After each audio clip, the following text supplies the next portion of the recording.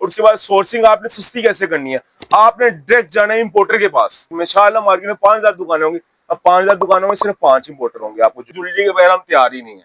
तो इसी तरह आपने कस्टमर को जो प्रोडक्ट बेचनी है उसको कहना कि ये आपकी जरूरत है, पहले 2 मिनट में आपको कस्टमर का पूरा डिटेल पता हो जाना चाहिए, चाहे वो फर्स्ट टाइम आया, कि आपको बातों से पता लग जाएगी कितना इस वक्त पैसे लाया और कितनी परचेजिंग करना चाहता है। ये अस्सलाम वालेकुम व्यूअर्स, अकल बड़ा फरोख्त पेज पे आप सबको वेलकम है। आज हम आपको बिजनेस एडवाइजर के रूप में मिलेंगे, आपको बिजनेस एडवाइजरी दी जाएगी, ठीक है। इस पेज का मकसद ये होगा कि आपको कुछ भी ऐसे नॉलेज दी जाए, स्किल्स सिखाई जाए और आपको जो है ना तजर्बात और स्टोरीज के थ्रू मोटिवेशनल भी हर तरह की इसमें वीडियो मिलेगी जिस तरह की आप चाहेंगे, ठीक है। आपने कमेंट सेक्शन में बताना है कि आप किस टॉपिक पे वीडियो चाह रहे हैं, हर वीडियो नए टॉपिक के साथ होगी। तो इससे आज स्टार्ट करते हैं बिजनेस के ऊपर जो है रिसर्च हमारी, उसके साथ हम स्टार्ट करेंगे। अच्छा, बिजनेस आपने कोई भी करना है, ऑनलाइन करना है या फिजिकल करना है, उसमें से 4 पॉइंट्स बहुत इंपॉर्टेंट होते हैं। Number 1 sourcing, number 2 product hunting, number 3 marketing और नंबर 4 पे जो है आपको इसको पेमेंट्स वगैरह और नेट मार्जिन, ग्रॉस मार्जिन। आपको सबसे पहले बताएंगे कि सोर्सिंग, ठीक है। आपने सोर्सिंग से पहले एक चीज देखनी है, प्रोडक्ट हंटिंग। सबसे पहले आप प्रोडक्ट सेलेक्ट करें। मेरे हिसाब से बिजनेस को आपको हमेशा ऐसे लेके जाना चाहिए जिस तरह सब ज्वेलरी का बिजनेस करें तो आप ज्वेलरी का ही बिजनेस करें, गारमेंट्स का बिजनेस करें तो आप गारमेंट्स का ही करें, सब कॉस्मेटिक्स का करें तो कॉस्मेटिक्स का करें। इसमें 2 कंडीशन आ जाती हैं। अगर आपने वही करना है, मिसाल के तौर पर ज्वेलरी का सब बिजनेस करें तो आपने ज्वेलरी का ही करना है, तो उसमें अपनी सोच को थोड़ा सा आपको अपर लेवल पे लेके जाना पड़ेगा कि 1000 बंदा पहले मिसाल के तौर पर काम कर रहा है ज्वेलरी का, तो उसमें मैं 1001 बनूं या खाली 1 बनूं, ये आपके ऊपर डिपेंड करता है, आपके पैटर्न के ऊपर डिपेंड करता है कि आप उसमें कैसे इसको जो है बिजनेस को सोचते हैं। क्योंकि आपको हमेशा कुछ हट के होना चाहिए, ठीक है। कि आपकी दुकान में या आपके ऑनलाइन स्टोर में या आपके जो है जिस तरह भी आप सेल कर रहे हैं, इंटरनेशनल सेल कर रहे हैं या पाकिस्तान में सेल कर रहे हैं या फिजिकल स्टोर है, तो आपने अपनी सोच को इस तरह से लेके चलना है कि यार मैं 1000 में प्लस बनना हूं, अलहदा से एक बंदा हूं। तो इसको हम कैसे करेंगे, सबसे बड़ा टारगेट ये कि हम अलहदा कैसे बने। तो मिसाल के तौर पे मैं आपको देता हूं जी, एक बिजनेस चल रहा है जी ज्वेलरी का, ठीक है। उसमें कंपटीशन है, सब रेट्स वगैरह सब कुछ है। आपने पहले चीज अपने प्रोडक्ट हंटिंग को मजबूत करना है, क्योंकि ज्वेलरी होता है फैशन रिलेटेड है, ठीक है। फैशन रिलेटेड बिजनेस में आपकी प्रोडक्ट हंटिंग बहुत अच्छी होनी चाहिए। उसमें आपकी कामयाबी क्या होगी कि आप वो आइटम चलाएं जिसका आप ट्रेंड बनाएं, ठीक है। क्योंकि इनमें आए दिन चाहिए होता है कि नई चीज नई चीज नई चीज, तो ट्रेंड जो बनाने वाला है वो नंबर 1 है और बाकी 1000 में प्लस हो रहे हैं, ठीक है। तो आप ट्रेंड कैसे सेट करेंगे, प्रोडक्ट हंटिंग आपकी इतनी मजबूत हो कि आप जो प्रोडक्ट डिसाइड करेंगे यार बेचने के लिए वो वाकई ट्रेंड में जाए। मिसाल के तौर पे कस्टमाइज्ड ज्वेलरी ये सब चल रही है, ठीक है।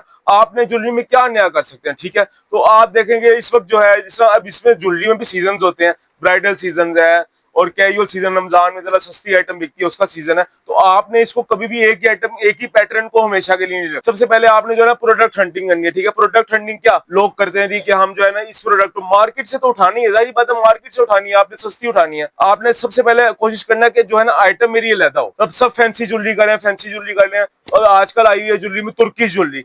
अब जिसने ये आइडिया सबसे पहले कमाल कर लिया कि तुर्की ज्वेलरी के ऊपर जो है प्रोडक्ट हंटिंग, आपने तुर्की ज्वेलरी की मिसाल के तौर पे, अब आप 1001 नहीं है, आप अलहदा एक है, क्योंकि तुर्की ज्वेलरी 1000 बंदे अभी नहीं कर रहे थे, मिसाल दे रहा हूं आपको साल पहले, ठीक है। तुर्की ज्वेलरी कोई भी नहीं कर रहा था। अब आपने उसके बाद प्रोडक्ट हंटिंग कर लिया, सोर्सिंग, सोर्सिंग भी सस्ती हो, जाहिर सी बात है सोर्सिंग सस्ती होगी तो ही नेट मार्जिन ज्यादा मिलेगा, ठीक है।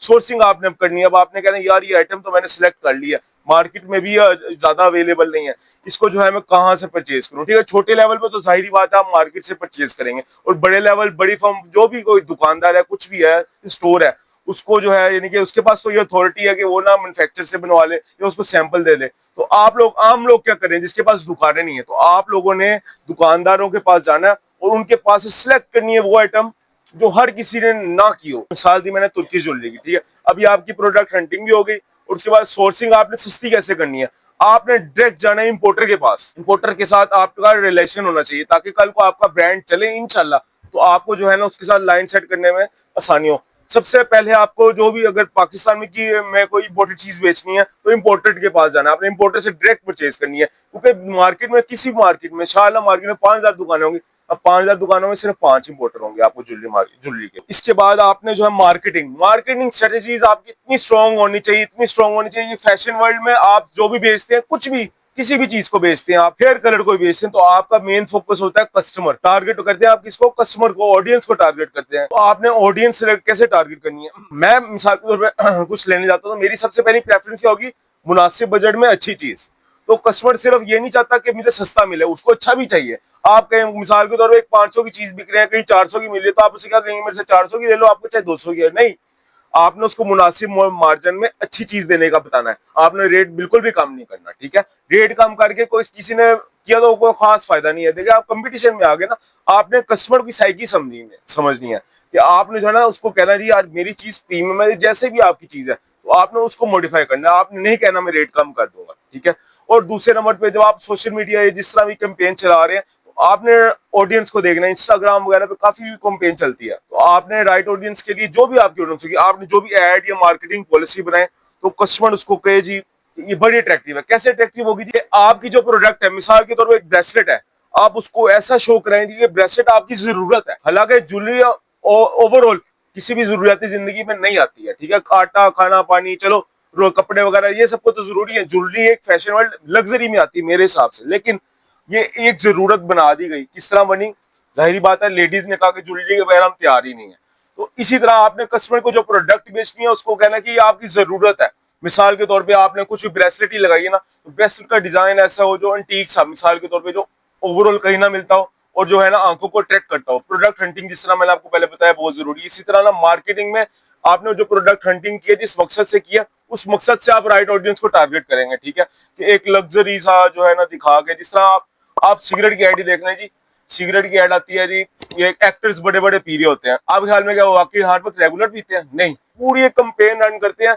ये आपके जो है ना माइंड बन जाता है यार कि मैं कूल लोगों में सिगरेट पीऊं। क्या आप सिगरेट पी के कूल लगते हैं? बिल्कुल नहीं। आपको अपने आप से स्मेल नहीं आती क्या? अपने मुंह से स्मेल आएगी, लेकिन ये आपको ऐसे दिखाते हैं जैसे कि आप बहुत कूल लग रहे हैं। इसी तरह जब आप भी कोई भी प्रोडक्ट सेल करनी है, उसमें मार्केटिंग में आपने ये हमेशा रखना है कि वो कस्टमर को कैसे अट्रैक्ट करे। जैसे मैंने आपको मिसाल दी कि फिल्म वगैरह, नेटफ्लिक्स जितना भी है, इन पे सब कुछ जो है ना कस्टमर को यानी कि दिखाते हैं कि स्मोकिंग से बड़ा जो है इनके। तो इसी तरह जब आपने अपनी कोई भी प्रोडक्ट लेनी है तो आपने कस्टमर की नेचर को समझना है कि कस्टमर कभी भी सस्ता जरूरी नहीं है, सस्ते में अच्छा। तो कैसे, ये आप लोगों ने सोचना, ठीक है, अपने प्रोडक्ट्स को लेके। तो नंबर 5 पे आ जाएगी सेल्स स्किल्स। सेल्स स्किल्स ऐसे है कि आपने ऑनलाइन बेच रहे हो तो फिर तो आपको बता दी, अगर मार्केट एक फिजिकल आप किसी जगह पे बेच रहे हैं, मिसाल के तौर पे आप किसी शॉपकीपर हैं या कहीं सेलमैन है, कुछ भी है, आपको पता होना चाहिए 2 मिनट पहले, 2 मिनट कस्टमर के साथ बहुत कीमती होते हैं, खास तौर पे होलसेल में। आपको पहले 2 मिनट में पता लग जाना चाहिए कस्टमर की जेब में कितना पैसा और मैं कितना निकलवा सकता हूँ, ठीक है।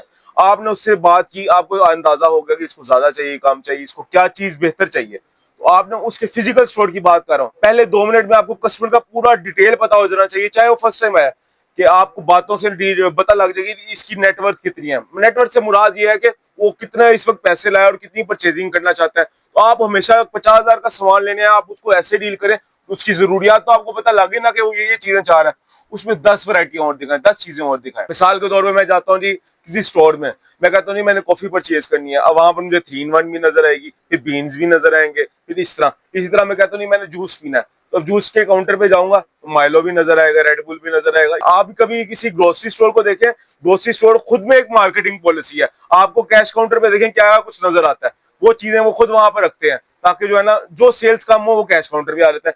उन्होंने अट्रैक्टफुल महंगी महंगी चीजें, और बच्चों के लॉलीपॉप वगैरह देख रहे होते हैं आप कैश काउंटर पर, क्यों?